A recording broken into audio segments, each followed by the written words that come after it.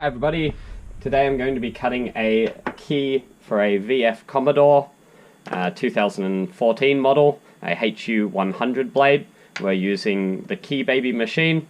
So the first step is turn the machine on, obviously, and then you will have some important hints. Please read the hints. Select Red Finished, and then from the main menu we're going to go to Vehicle. From Vehicle we're going to type in Holden. So H, first option that actually comes up is Holden/H. We're going to select that. We're going to select Holden. From there it's going to show us all our keyblades that we have available in the Holden section. So what we're going to do is we're going to cut a HU100 keyblade. On here it's called HU100 T12. That's the T12 is the transponder that's compatible with this vehicle as well. So we'll select HU100. It's going to bring up a nice key diagram of what a blank key will look like, not cut with any actual cuts. We have a couple of options on the screen. We can key decode, key cut, key query, and the back option obviously. And then down the bottom we have input biddings. So if we were to manually input the key code or manually input the actual cuts, we could select 1, 3, 4, 3, 2, 2, and create the actual key that way. But for this purpose we are actually going to decode an existing key. So first thing we'll do is we'll lift up the visor.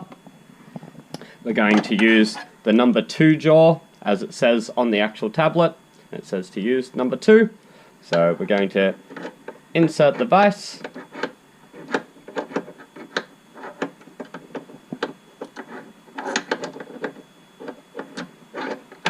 Make sure the vise is all the way on, obviously.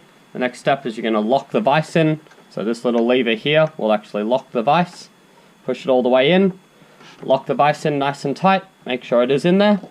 The next step is we're going to insert the key that we wish to decode, being the original.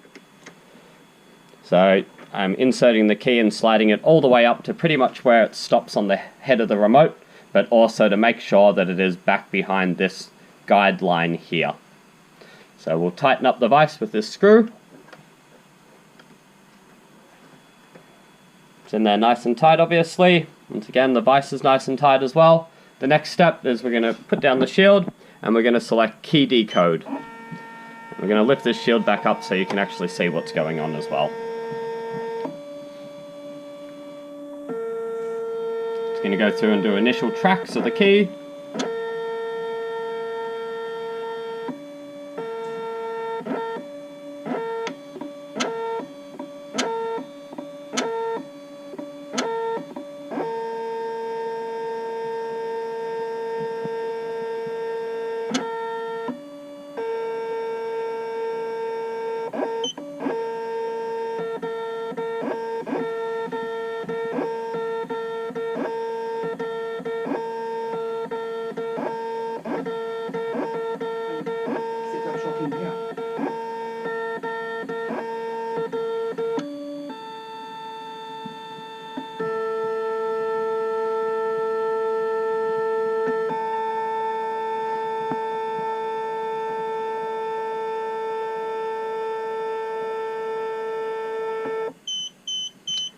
Alrighty, so the machine's indicating to us that it's actually finished the decode.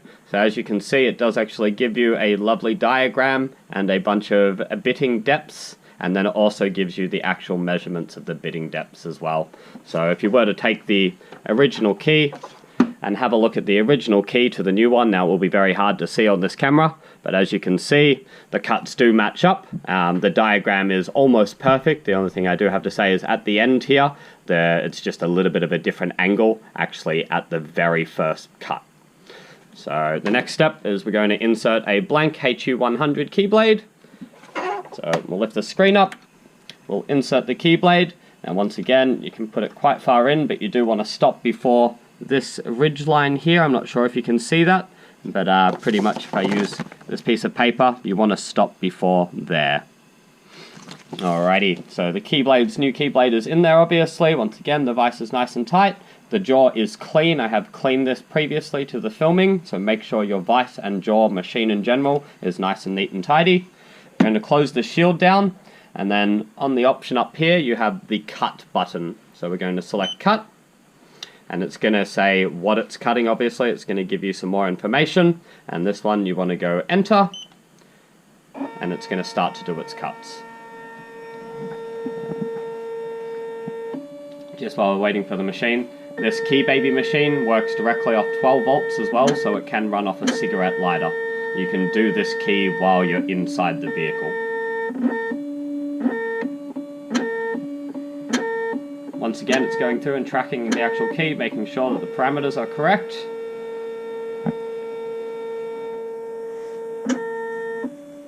It's going to go through and tip-stop the key to make sure it gets all its spacing information correct.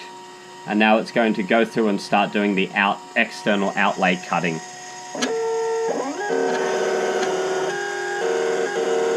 As you can see, the machine is quite fast. Now, I do have the shield up, I know, but I am, and the person filming, we are both wearing safety goggles for this particular example. We are doing this to show you what can be done with this machine.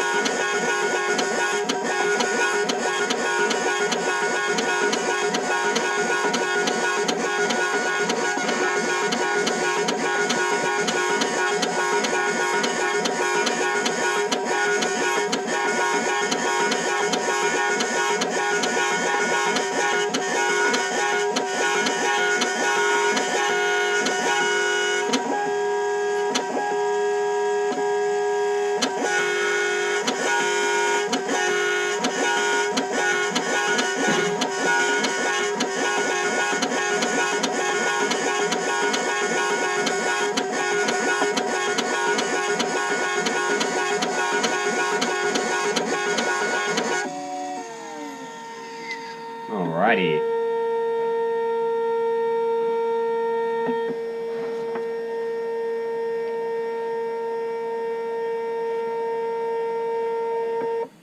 Alrighty, so it's now finished cutting the first side of the key. As you can see, there's a fair bit of swarf in there, so we really do want to make sure we clean that off quite nicely. Just brush it all to the side, off the vise. Now, alrighty, so I'm going to actually remove the key one side that we've just cut. As you can see, I don't know if you can catch it quite on the camera because of the light and the angles there, but we have now a key, complete duplicate of this existing key. So we're going to clean this vise up a little bit more just to make sure that there's no extra swarf kicking around. Once again, this machine does rely on electroconductivity, so if your machine is not clean and the probe/cutter comes down and touches a piece of swarf, it will not find its correct measurements and it will pretty much go back to a neutral position like it is now. So you want to make sure that you really do clean your machine. The next step, obviously, is I'm going to cut the other side of the key. So we're going to insert the key once again to about the same position. Nice and tight on the vise. Just finger tight, you don't have to go maniac with it. We're going to close this down. We're going to hit enter to cut the next side of the key. And it is now going to start cutting the second side of the key. Once again, do not have the shield up unless you're wearing safety glasses, and even then you do run the risk of actually getting swarf in your hands and so forth, so be careful.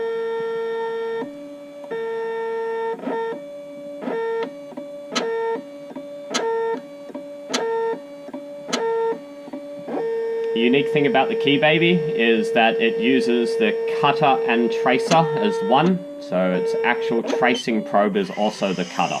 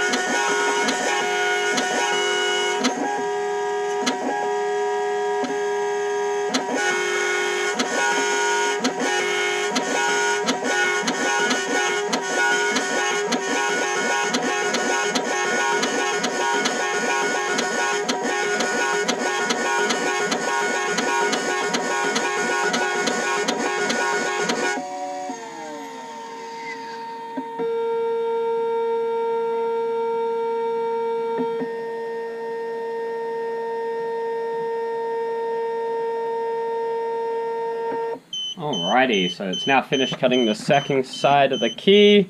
We're just going to clean a little bit of this off quickly. We're going to remove the key from the actual vise once again. Slide it all the way up. Now, that is a exact match for the existing key that we were cutting from, so that's absolutely perfect. And another thing I will say about the Key Baby is that because they use such a fine milling cutter upon cutting, it actually leaves you with minimal excess swarf on the key. There's very few burrs on it. There's pretty much nothing. I would literally clean the key up a little bit and that would be about it. This key is ready to use. Thank you very much. Alrighty, so we have our original key here, and this is our key cut by the Key Baby. Now we're going to put this new keyblade into a JMD Super chip remote. So, not securing it, just placing it in there for now. So first thing we want to do is obviously test our new key, make sure it works, which it does, quite nice, very nice. We're going to remove that and make sure the original obviously still works, same. Perfect. So the next step is we're going to clone the transponder chip. This is an ID46, a GM ID46. So in our lovely Handy Baby kit here, we're going to be using our Handy Baby 2 and JMD high power antenna to collect the information from this vehicle. So the first thing we'll want to do is we want to turn the device on. So the device is booted up, we want to plug in our high power antenna, and then we're going to select RD and CP for read and copy, insert the original key into the coil.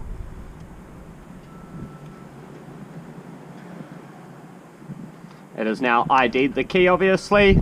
The next step is to go OK to decode. We're going to select Handy Baby 1, and you want to make sure you get your red LED on your high power device to make sure that it is collecting from this antenna. The next step is to decode the information as we normally would. So as you can see, I have the Handy Baby pretty much just inside the car. I insert the key into the ignition. I turn the key. It successfully has collected the information. I'm going to remove the original key, put it back into the coil to finish the decoding process. We're going to use offline for this one.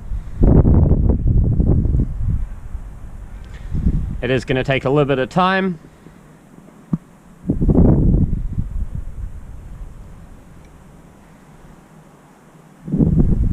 As you can see, when it hit 4%, then you now have the option to go back.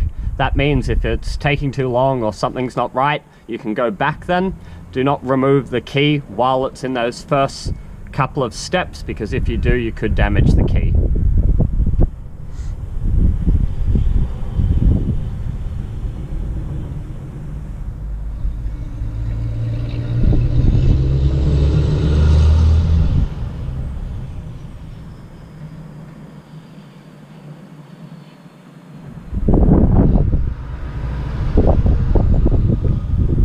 Going to point out as well, using the JMD high power antenna makes collecting data very easy. Not so prominent on this vehicle, but some of the European vehicles have very low power antenna coils, and it makes it very difficult to get a read on them.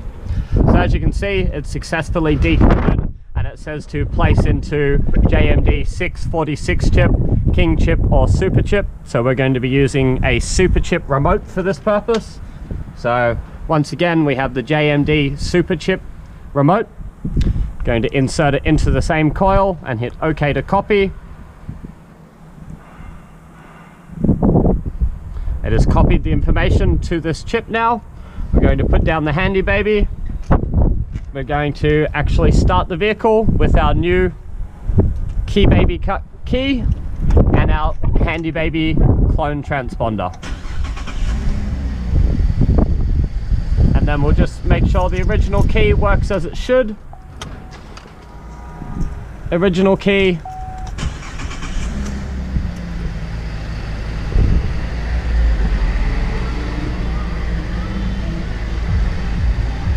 Work perfectly.